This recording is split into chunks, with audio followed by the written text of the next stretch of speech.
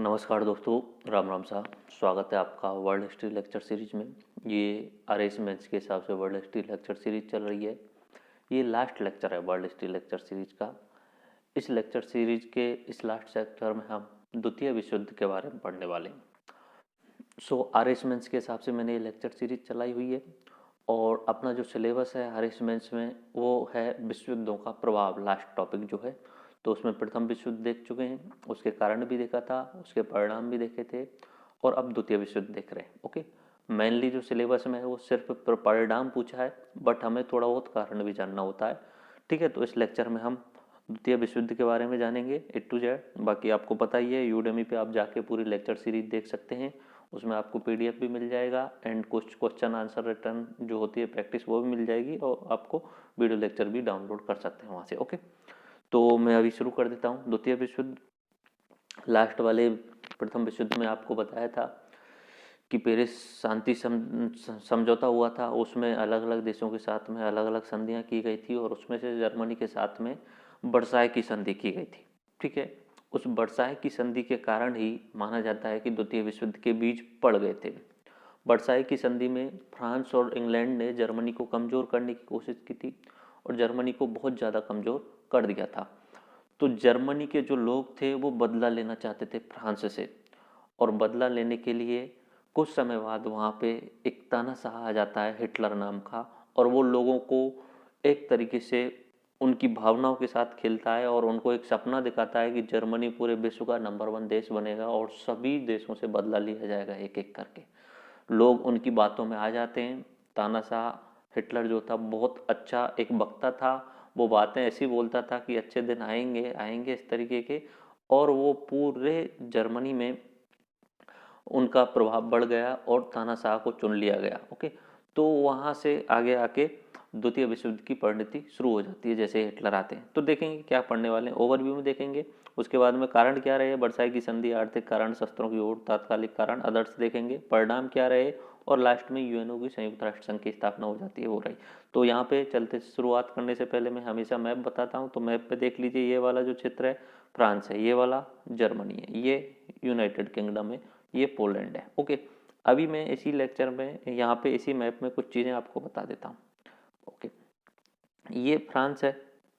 प्रथम विश्व युद्ध के बाद में फ्रांस ने जर्मनी का यहाँ वाला क्षेत्र जो था, ये वाला जो क्षेत्र अल्सास लॉरेंस वाला, ये वाला क्षेत्र अपने कब्जे में ले लिया था फ्रांस ने। क्योंकि प्रथम विश्व युद्ध के बाद में जो शांति समझौता हुआ था, वर्साय की जो संधि हुई थी, वो ये वाला क्षेत्र ले लिया था। इससे जर्मनी वाले लोग नाराज थे। ओके, एंड उसके साथ साथ में यहाँ वाला सार वाला क्षेत्र था, वो भी 15 साल के लिए उन्होंने ले लिया था, सार वाला जो क्षेत्र था। ओके, उसके साथ साथ में ये जर्मनी जो था वो पहले इस तरीके से था, इस तरीके से, ये वाला मैप में इस तरीके से था। आगे मैं मैप में दूसरा दिखाऊंगा, 1939 का मैप वहाँ पे दिखाने वाला हूँ। इस वाले मैप में से यहाँ से पोलैंड के लिए एक रास्ता दिया गया था, पोलिस गलियारा, इस जगह तक, इस जगह तक एक बंदरगाह था, वहाँ तक इनके लिए एक गलियारा दिया गया था। और वो कहाँ होके जा रहा था, जर्मनी के बीचों बीच होके जा रहा था। ये जर्मनी है यहाँ इस क्षेत्र तक, लेकिन बीच में होके क्या बना दिया गया, पोलिस गलियारा। तो जर्मनी वाले लोगों के अंदर प्रथम विश्व युद्ध में हार के बाद में जो वर्साय की संधि में उनके साथ जो भेदभावपूर्ण अन्याय किया गया, उसका बदला लेने की भावना थी। और उस भावना का फायदा उठाते हुए एक तानाशाह आते हैं हिटलर, और हिटलर जो है वो जर्मनी के लोगों को एक साथ में इकट्ठा करते हैं कि हम सर्वश्रेष्ठ हैं, हम फिर से पूरे विश्व में शासन करने वाले हैं। धीरे धीरे करके हिटलर जो है वो वर्साय की संधियों का उल्लंघन करना शुरू कर देते हैं, और वहाँ पे सेना का जो नियम था 1 लाख रख सकते हैं, वायुसेना नहीं बना सकते, उन सबको नष्ट करते हुए सेना कंपलसरी कर दी गई, सभी को सेना में शामिल करने लग गया हिटलर। वायुसेना तीव्र गति से बढ़ा दी, उसके अलावा शस्त्रों की होड़ लगा दी उसने। और 1939 आते आते जर्मनी बहुत ताकतवर होने लग गया था। अब एक चिंगारी की जरूरत थी, जो उन्हें थोड़े आगे आने वाले समय में बता रहा हूँ कैसे हुई। वो एक चिंगारी फिर से मिली और फिर से पूरा यूरोप जो है वो वर्ल्ड वार में चला गया। ओके, पहले यहाँ देख लेते हैं कौन कौन सी शक्तियाँ हैं। दोहरी शक्तियाँ, जैसे लास्ट लेक्चर में बताई थी, ऐसे ही एक एक्सेस पावर है और मित्र राष्ट्र है। ओके, दोहरी शक्तियाँ कौन सी है, जर्मनी, इटली और जापान। देखो, इटली लास्ट वाले लेक्चर में मैंने आपको बताया था, इटली जो था वो पहले मित्र राष्ट्रों में था। ओके, जब प्रथम विश्व युद्ध खत्म हुआ था उसके बाद में इटली उसका संयुक्त जो बना था अपना लीग ऑफ नेशंस, उसका सदस्य नहीं बना था इटली। और उसके अलावा इटली को कुछ अच्छा प्राप्त नहीं हुआ था उसमें, तो इटली एक तरीके से दूसरी साइड में आ गया था। ओके, इटली इस साइड में आ गया था धुरी राष्ट्रों की साइड में। ओके, जापान जो था वो अपनी जगह अलग ही था, लेकिन मेन इंपॉर्टेंट कौन था? जर्मनी था। ओके, दूसरी साइड में मित्र राष्ट्रों में इंग्लैंड, फ्रांस, यूएसएसआर, यूएसए और इनके उपनिवेश थे। ओके, देखते हैं क्या कारण थे। द्वितीय विश्व युद्ध कोई आकस्मिक युद्ध नहीं था, बल्कि पृष्ठभूमि में तो वर्साई की संधि द्वारा ही निर्मित कर दी गई थी। ओके, ये बात आपको समझ में आ गई होगी। जर्मनी स्वयं को अपमानित महसूस कर रहा था। क्यों? फ्रांस और इंग्लैंड ने वर्साई की संधि में उसके साथ बहुत ज्यादा भेदभावपूर्ण अन्याय किया था।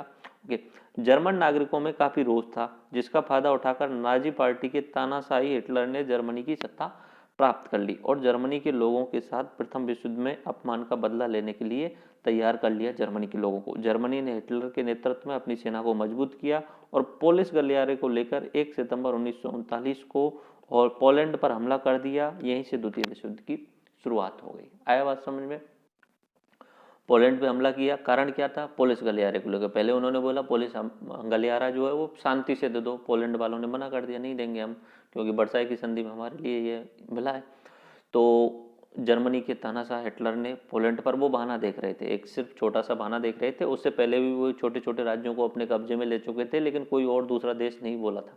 ठीक है, तो वहाँ पे पोलैंड पर हमला किया। पोलैंड पर हमला करने के बाद में फिर वहाँ पे उन्होंने रूस के साथ में पहले से ही संधि की हुई थी। हिटलर ने गुप्त संधि की हुई, हिटलर ने रूस के साथ में एक गुप्त संधि की हुई थी कि अगर हम पोलैंड पर हमला करते हैं तो आप रूस वाले जो हैं वो कुछ नहीं बोलेंगे और हम पोलैंड को आधा आधा बांट लेंगे। ओके, उसके बाद में जर्मनी ने फ्रांस पर हमला कर दिया था। फ्रांस पर हमला करने के अलावा उन्होंने बेल्जियम पर भी हमला कर दिया था।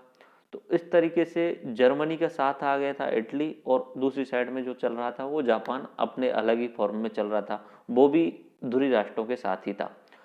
लेकिन जर्मनी इतना ज़्यादा ताकतवर होने के बाद भी इस विश्व युद्ध में हार गया, क्योंकि बहुत अति कर दी थी उन्होंने, बहुत ज़्यादा अति कर दी थी। पहले से ही सारी जगह पे युद्ध थोपने लग गया था और उन्होंने यूएसए को भी नाराज कर दिया था जर्मनी वालों ने। तो जब यूएसए युद्ध में कूदा था तो उसके बाद में जर्मनी का जो है वो खात्मा धीरे धीरे होने लग गया था, और उधर से रूस के साथ भी उन्होंने युद्ध करना शुरू कर दिया था। देखते हैं, मैप में देखेंगे तब सारी चीज़ें समझ में आएंगी, बाकी नाम लेते रहने से कुछ समझ में नहीं आता है। ओके, ये देखिए आप, ये यूरोप का मैप है। ये कब का है? 1939 का मैप है, यानी द्वितीय विश्व युद्ध शुरू होने पहले। यहाँ पे फ्रांस है। ओके, फ्रांस ने ये वाला क्षेत्र ले लिया है। ये वाला क्षेत्र जो है अल्सास और लॉरेंस वाला क्षेत्र है, ये हो तो जर्मनी का ही था, लेकिन फ्रांस ने इसे ले लिया है। ओके, उसके अलावा जर्मनी एक्चुअली में था यहाँ तक, जैसे ये जर्मनी था पूरा का पूरा, ये पूरा जर्मनी था ऐसे तरीके से। ओके, लेकिन क्या हुआ कि जब प्रथम विश्व युद्ध खत्म हुआ तो पोलैंड के लिए एक गलियारा दिया गया, इसे पोलिश गलियारा बोला गया। यहाँ पे भी जर्मनी है और यहाँ पे भी जर्मनी है। जर्मनी के बीचों बीच में होकर पोलिश गलियारा दिया गया था डेजिंग बंदरगाह तक। पोलैंड को बंदरगाह तक पहुंचाने के लिए यहाँ पे पोलिश गलियारा दिया गया था। ओके, जब जर्मनी के तानाशाह हिटलर ने अपनी आर्मी मजबूत कर ली तो उसके बाद में उन्होंने छोटे छोटे राज्यों पे हमला किया, जैसे इस तरीके से स्लोवाकिया, इनको तो अपने कब्जे में ले लिया। लेकिन जब उन्होंने पोलैंड से बोला कि ये गलियारा हमें वापस चाहिए, तो पोलैंड ने मना कर दिया, तो हिटलर ने इस पे आक्रमण कर दिया। इधर कौन है? रूस है। इस रूस ने जर्मनी पर आक्रमण नहीं किया, क्योंकि रूस और जर्मनी के बीच में पहले ही समझौता हो चुका था, गुप्त समझौता, कि हम पोलैंड पर आक्रमण करेंगे तो रूस वाले शांत रहेंगे। रूस वाले शांत रहे, ठीक है, और पोलैंड पर आक्रमण कर दिया इधर की साइड से, और पोलैंड को जीत लिया जर्मनी ने। उसके बाद में जर्मनी ने आक्रमण किया फ्रांस पे, ठीक है, और फ्रांस को हराते हुए फ्रांस का भी ज़्यादातर क्षेत्र उन्होंने जीत लिया था। इधर की साइड में उन्होंने बेल्जियम और इधर की साइड में भी हमला करके इन क्षेत्रों को भी जीत लिया था। ओके, और बाकी अफ्रीका में भी युद्ध चल रहा था और उपनिवेश वाले क्षेत्रों पे भी युद्ध चल रहा था। देख लीजिए एक बार कैसे कैसे, यहाँ पे देखिए ये मैप है, ये वाला जर्मनी है। जर्मनी ने पोलैंड पर हमला किया। उसके अलावा इधर की साइड में नॉर्वे और इन पर हमला करते हुए इन्हें जीत लिया। फ्रांस पर हमला किया, इंग्लैंड पर भी वायुसेना के थ्रू जाके वो हमला करते थे जर्मनी वाले। जर्मनी की सेना काफ़ी मजबूत हो चुकी थी। इधर की साइड में भूमध्य सागर में या अफ्रीका में भी वो उन्होंने जर्मनी वालों ने हमला कर दिया था। ओके, तो बहुत सारे क्षेत्रों पे उन्होंने अपना कब्जा जमाना शुरू कर दिया था। ओके, शुरुआत में तो एक्चुअली में जर्मनी बहुत आगे निकल गया था इस युद्ध में, जर्मनी की टेक्नोलॉजी भी काफ़ी थी। ये अपना अल्सास फ्लोरेंस क्षेत्र है जर्मनी के, या फ्रांस है, फ्रांस ने इसे लिया हुआ था। ओके, चलते हैं द्वितीय विश्व युद्ध के कारण देखते हैं क्या क्या कारण रहे। देखो, पहला तो वर्साई की अपमानजनक संधि, ये तो मैं लास्ट लेक्चर में बता चुका हूँ। जर्मनी अपने अपमान का बदला लेना चाहता था। पोलिश गलियारा जर्मन राष्ट्र के हृदय में कटार की भांति था। ओके, तानाशाहों का उदय। युद्ध के बाद यूरोप में स्थापित लोकतंत्र लोगों की उम्मीदों पर खरे नहीं उतर पाए थे। देखो, युद्ध जो हुआ था प्रथम विश्व युद्ध, उसके बाद में यूरोप की आर्थिक हालत बहुत कमजोर हो गई थी।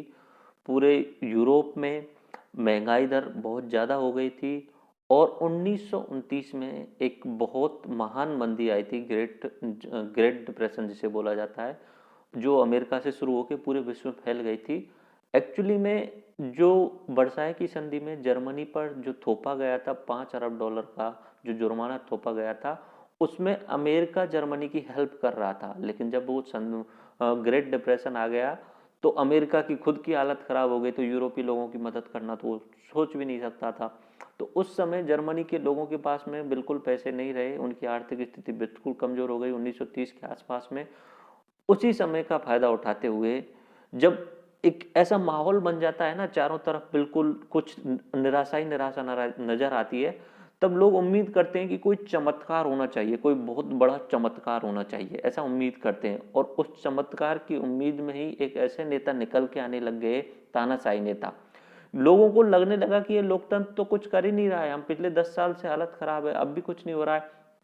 तब कुछ ऐसे लोग आएंगे जो लोगों को वादा करेंगे कि हम आपको फिर से महान बना देंगे, फिर से संपन्न राष्ट्र बना देंगे, आपके पास में सबसे अच्छे दिन हो जाएंगे, आप पूरे विश्व में महान बन जाओगे। इस तरीके की वादे करने वाले लोग आएंगे कि अगले 5 साल में मैं जर्मनी का तख्ता पलट कर दूंगा, जर्मनी की जो एयरफोर्स है, आर्मी है, उसे सुपर पावर बना दूंगा, इसका क्षेत्र बढ़वा दूंगा और आपके पास में सारी सुविधाएं प्रदान कर दी जाएंगी। तो ऐसे तानाशाह जो बड़बोले लोग होते हैं वो आते हैं ऐसे ऐसे समय पे जब चारों तरफ निराशा का माहौल होता है।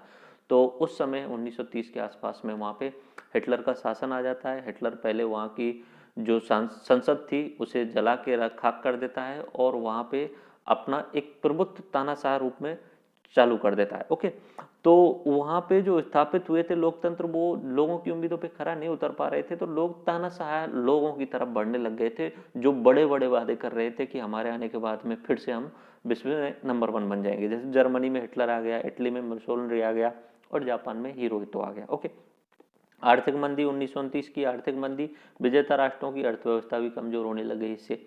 ठीक है, विजेता यानी जीते हुए थे यूएसए, इंग्लैंड, फ्रांस, उनकी भी आर्थिक स्थिति कमजोर होने लग गई। किसके कारण? महान आर्थिक मंदी। मंदी से के पराजितों की आर्थिक स्थिति तबाह हो गई, किस्त भी नहीं चुका सकते थे। जो हारे हुए थे उनकी तो पूर्ण रूप से तबाह हो गई। ठीक है, वो किस्त वगैरह भी कुछ भी नहीं चुका सकते थे। मंदी से उबरने के लिए तानाशाहों की ओर लोग आकर्षित हुए। ब्रिटेन की तुष्टीकरण नीति, यहाँ पे ब्रिटेन ने अपनी तुष्टीकरण नीति अपनाई थी। तुष्टीकरण नीति का मतलब क्या हुआ? Appeasement policy. जब वर्साई की संधि की थी तो फ्रांस और इंग्लैंड दोनों ही थे, लेकिन इंग्लैंड वालों को लग रहा था कि यूरोप का जो मुख्य भूमि है, अगर वहां पे फ्रांस शक्तिशाली हो जाएगा तो फ्रांस फिर इंग्लैंड से प्रतिस्पर्धा करने लगेगा। तो वो इस बात के समर्थक थे कि बैलेंस बना रहना चाहिए, शक्ति का संतुलन बना रहना चाहिए, और शक्ति का संतुलन बनाने के लिए कोई ऐसा देश चाहिए जो फ्रांस को भी टक्कर दे सके। तो वो जर्मनी को अपीजमेंट के थ्रू समर्थन कर रहे थे, यानी जर्मनी किसी दूसरे देश पर हमला कर रहा था तो वो बोल नहीं रहे थे, कुछ भी शांत रह रहे थे, कोई दिक्कत नहीं है, लेट्स सी, देखते रहिए और आगे देखा जाएगा क्या होता है। तो इंग्लैंड ने तुष्टीकरण की नीति अपनाई थी। ब्रिटेन यूरोप में शक्ति संतुलन चाहता था, और जबकि वो फ्रांस और जर्मनी के बीच में एक तरीके से शक्ति संतुलन बनाना चाहता था। वो चाहता था फ्रांस शक्तिशाली हो, फ्रांस शक्तिशाली ज़्यादा हो रहा है तो उसके लिए नुकसान होगा, इसलिए फ्रांस के कंपैरिजन में जर्मनी भी शक्तिशाली होना चाहिए। ओके, अतः ब्रिटेन द्वारा वर्साई की संधि का पालन नहीं करने पर उन्होंने कोई जोर नहीं दिया। जब जर्मनी ने वर्साई की संधि का पालन करने से मना कर दिया, यानी किस्त चुकाने से मना कर दिया, अपनी सेना को बढ़ाने से मना कर दिया, तब ब्रिटेन वाले लोगों ने कुछ नहीं कहा, वो शांत बैठे रहे। तो ये इंग्लैंड की तुष्टीकरण की नीति थी और इंग्लैंड को सक्रिय रोल निभाना चाहिए था अगर वर्साई की संधि का पालन नहीं हो रहा था, क्योंकि इंग्लैंड उस समय सबसे प्रमुख देश था, यूएसए एंड इंग्लैंड। ओके, राष्ट्र संघ की विफलता, क्योंकि वो विजेता राष्ट्रों का बना हुआ था, उन्होंने मन मर्जी से, मैंने लास्ट लेक्चर में आपको बताया था, राष्ट्र संघ इसलिए विफल हो गया क्योंकि जो फ्रांस और इंग्लैंड थे वो अपनी स्वार्थ की पूर्ति करना चाहते थे, वो शांति नहीं चाहते थे एक्चुअली में, ठीक है। और शस्त्रों की होड़ चलने लग गई थी, वायुसेना का विकास होने लगा था और अनिवार्य सैनिक सेवा बढ़ती जा रही थी। यानी पहले जो विश्व युद्ध में बहुत सारी गलतियां की थी वो सेम टू सेम द्वितीय विश्व युद्ध में भी होने लग गई थी। फिर से दोबारा से वही कि सर्वश्रेष्ठ कौन बनेगा इस बात पे होड़ डलने लग गई थी और जर्मनी जिसके साथ अन्याय हुआ था वो अपना बदला लेना चाहता था। तात्कालिक कारण क्या थे? 1931 में जापान द्वारा मंचूरिया पर अधिकार कर लिया गया। मंचूरिया चीन का क्षेत्र है, ओके। वहाँ पे पहले रूस का अधिकार था, उसके बाद में वहाँ पे जापान के द्वारा अधिकार कर लिया गया। 1935 में इटली द्वारा इथोपिया पर अधिकार कर लिया गया और जिसे हिटलर द्वारा समर्थन दिया गया। इटली ने इथोपिया पर अधिकार किया, इटली का जो तानाशाह था मुसोलिनी, और उसका समर्थन किसने कर दिया? हिटलर ने कर दिया, ओके। 1936 में इटली और जर्मनी के बीच में समझौता हो गया आपस में, इन दोनों के बीच में, कि अगर कोई हम पे आक्रमण करता है तो हम एक दूसरे का सहयोग करेंगे। 1936 में इटली, जापान और जर्मनी इन तीनों ने मिलकर के एंटी कॉमिंटर्न पैक्ट बनाया साम्यवाद को रोकने के लिए। साम्यवाद यानी कम्युनिस्ट विचारधारा जो रूस में फैल चुकी थी, रूस में स्टालिन की सरकार थी, तो उसे रोकने के लिए इटली, जापान और जर्मनी ने एक एंटी कॉमिंटर्न पैक्ट बना लिया था, ठीक है। ये बनाया तो था एंटी कम्युनिस्ट यानी एंटी रूस बनाया था, लेकिन धीरे धीरे ये आपस में एक दूसरे के साथ में गुप्त संधियां कर ली कि आपस में अगर कोई भी हम पे आक्रमण करता है तो हम एक दूसरे का सहयोग करेंगे। 1938 में हिटलर द्वारा ऑस्ट्रिया का जर्मनी में विलय कर लिया गया। देखो ये मैप जो है, इस वाले मैप में आपको बता देता हूँ, यहाँ पे ऑस्ट्रिया वाला इस जगह पे थोड़ा बहुत क्षेत्र था, ऑस्ट्रिया और हंगरी, तो उस पे किसके द्वारा आक्रमण करके जीत लिया गया? हिटलर के द्वारा ऑस्ट्रिया वाले क्षेत्र पे। इस वाले मैप में नहीं था, मैं दूसरे मैप में दिखा दूंगा, ओके। उसके बाद में म्यूनिक समझौता हुआ, चेकोस्लाविया का भी विलय कर लिया गया हिटलर के द्वारा जर्मनी में। तो देखिए अब क्या क्या घटनाएं घट रही तात्कालिक। 1931 में जापान ने मंचूरिया पे अधिकार कर लिया, ठीक है। इटली ने इथोपिया पे आक्रमण करके इथोपिया को जीत लिया, हिटलर ने समर्थन कर दिया। इटली और जर्मनी में पैक्ट हो गया। अब एंटी कम्युनिस्ट पैक्ट आता है, एंटी कॉमिंटर्न पैक्ट आता है, इटली, जर्मनी और जापान के बीच में हो जाता है। अब जर्मनी जो है वो जाकर के आक्रमण कर देता है ऑस्ट्रिया पे और ऑस्ट्रिया को अपने क्षेत्र में मिला लेता है, ऑस्ट्रिया को, ओके। जो ऑस्ट्रिया और हंगरी पहले 1914 तक जो था बड़ा राज्य था, लेकिन जो प्रथम विश्व युद्ध खत्म हुआ था तो ऑस्ट्रिया एक छोटा सा देश हो गया था, तो उस पर हमला करके जर्मनी उसे मिला लेता है। जर्मनी जब वो आक्रमण करता है, उसे मिलाता है, तब वो शांत रहते हैं, इंग्लैंड वाले, फ्रांस वाले, वो कुछ नहीं बोलते हैं, ठीक है। उसके बाद में यहाँ पे 1938 में म्यूनिक समझौता होता है जिसमें चेकोस्लाविया का भी जर्मनी में विलय कर लिया जाता है। 1939 में हिटलर रूस से समझौता करता है और पोलैंड को आपस में बांटने की स्वीकृति देता है। हिटलर रूस के साथ समझौता करता है कि हम पोलैंड पर आक्रमण करेंगे पोलिस गलियारे के नाम पर, तो तुम पोलैंड का साथ मत देना, और जब हम पोलैंड को जीत लेंगे तो आधा आधा बांट लेंगे, ऐसा उन्होंने बोला। पोलिस गलियारे का की मांग की पोलैंड से, और उन्होंने मना कर दिया पोलैंड वालों ने देने से, तो जर्मनी ने 1 सितंबर 1939 को हिटलर द्वारा पोलैंड पर आक्रमण कर लिया गया। तो यहाँ पे शुरुआत अगर मानी जाती है द्वितीय विश्व युद्ध की तो 1 सितंबर 1939 से मानी जाती है, जब जर्मनी पोलैंड पर हमला करता है, ओके। तो ये आपको समझ में आ गया होगा। एक बार मैं यूरोप वाले मैप में फिर से आपको दिखाता हूँ, द्वितीय विश्व युद्ध के समय पे ये मैप है, एक बार आपको समझा देता हूँ कैसे कैसे हुआ दोबारा से। बाकी अपने सिलेबस में सिर्फ प्रभाव है, लेकिन कारण भी समझाने होते हैं, ठीक है। देखो सबसे इम्पोर्टेंट कारण तो मैंने आपको बताया था कि जो वर्साई की संधि थी वो भेदभावपूर्ण थी, ओके। एक आर्थिक मंदी आई थी, उसके कारण जो है स्थिति डामाडोल हो गई थी और तानाशाहों का उदय हो गया था, लोकतंत्र पे लोगों का विश्वास नहीं रहा था। ये 3 इंपॉर्टेंट कारण थे। जर्मनी वाला ये वाला क्षेत्र है, ओके। यहाँ पे ये वाला जो क्षेत्र है, ये यहाँ तक ये है पोलिस गलियारा, बाकी ये पूरा जो क्षेत्र था वो होने को जर्मनी का था, लेकिन दे दिया किसको? ये पोलैंड को दे दिया है, ओके। ये हंगरी के पास में ही यहीं पे ऑस्ट्रिया था, ओके। सबसे पहले जर्मनी ऑस्ट्रिया पे हमला करता है, ऑस्ट्रिया को जीत लेता है, ओके।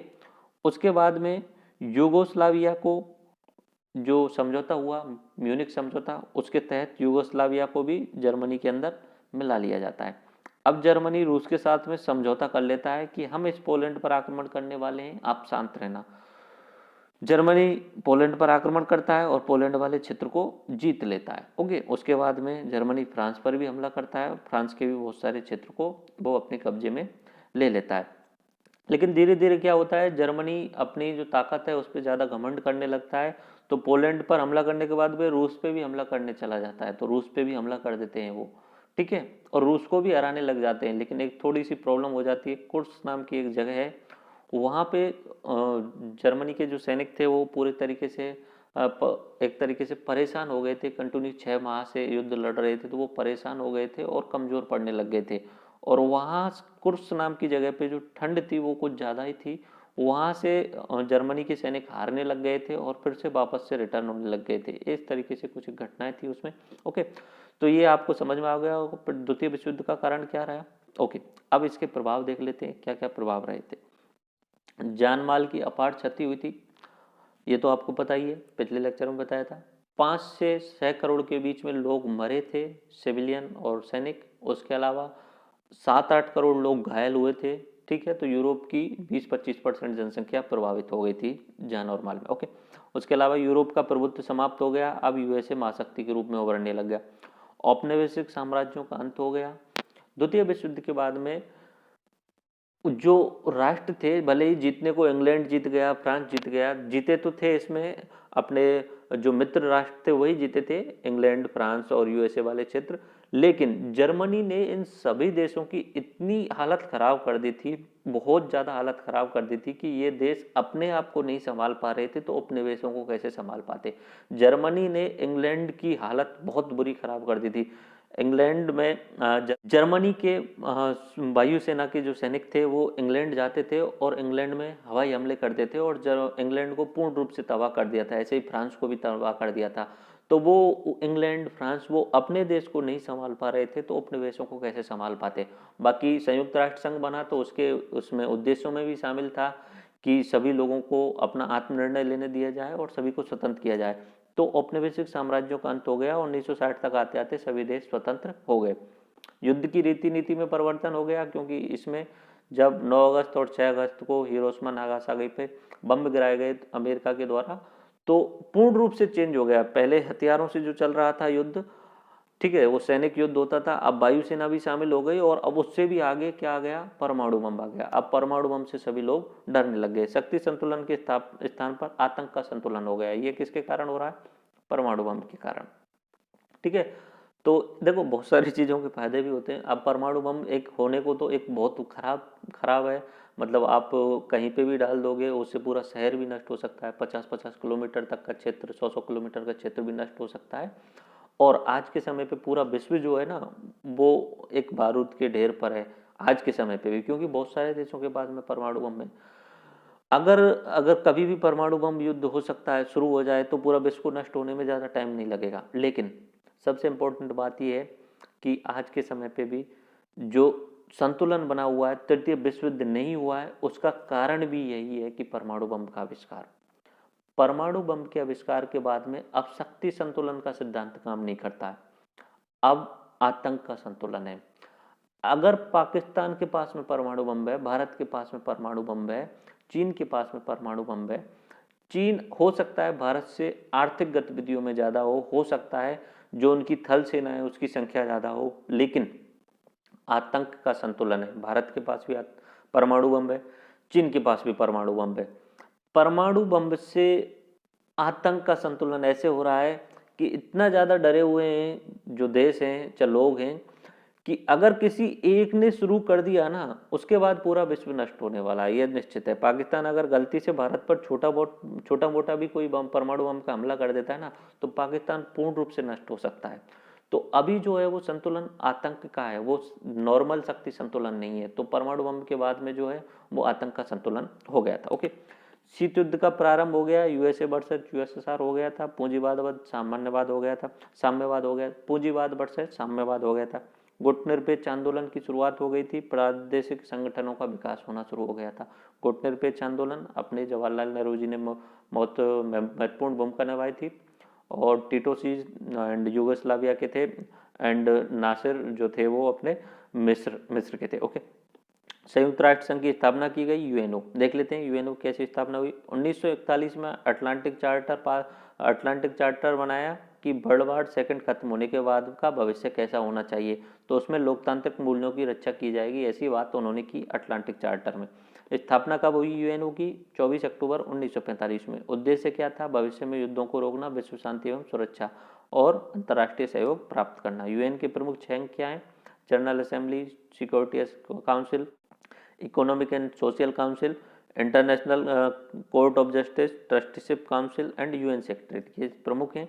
इनमें से यूएन सेक्रेटरीट सबसे ज़्यादा प्रमुख है, यूएन सचिवालय। ओके, यहाँ पे मैंने कुछ मैप लगाए हुए हैं, ये आप पहचान रहे होंगे। महाशय जो हैं वो हिटलर हैं, जर्मनी के तानाशाह, और इनको ही पूरा द्वितीय विश्व युद्ध का कारक माना जाता है कि इनके कारण ही द्वितीय विश्व युद्ध हुआ, इन पे ही थोपा जाता है। बाकी बहुत सारे कारण थे, ठीक है। तो लेकिन हाँ, इनका बहुत बड़ा रोल था, ये अपने आप को सर्वश्रेष्ठ मानते थे। छोटे से देश कद में बहुत सारे छोटे से हैं, लेकिन ये अपने आप को सर्वश्रेष्ठ मानते थे। इनकी पार्टी थी नाजी पार्टी, और नाजी पार्टी का जो चिन्ह था वो स्वास्तिक था। स्वास्तिक इस तरीके से, एक सेकंड, इस तरीके से स्वास्तिक का चिन्ह था। ओके, ये स्वास्तिक का चिन्ह था, वो अपने आप को सर्वश्रेष्ठ। ये जो पिक मैंने लगाई हुई है, ये लंदन की पिक है, ठीक है।